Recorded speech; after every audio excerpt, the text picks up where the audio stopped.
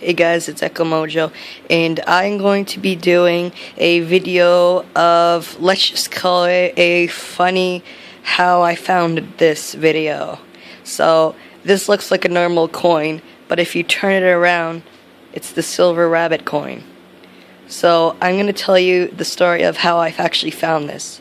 So, this was funny because how I found this is I was at my school and, well, me and my friend we had a bunch of coins, and we took the coins.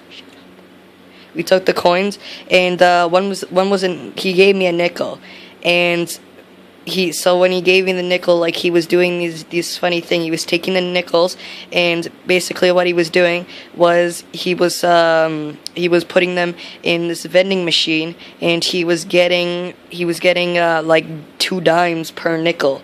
So it was funny. And basically how I found this is he gave me a nickel, and what it does is when the nickel goes in, it gives you a different nickel back. So it gave me this nickel, and if I show you this other coin, you'll see the difference between the stuff, that this is the actual silver one.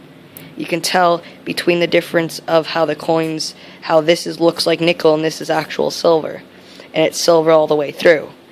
So if you don't know, nickels, like any coin that's made out of nickel, it's nickel on the outside and copper on the inside.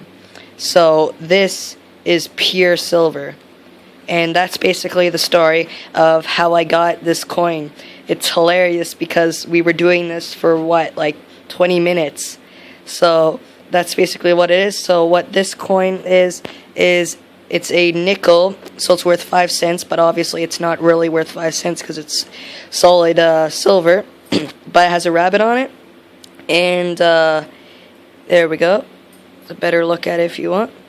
And then it says Canada 1867 to 1967, and if you turn it around, it has the Elizabeth II and the same thing that always has DG Regina.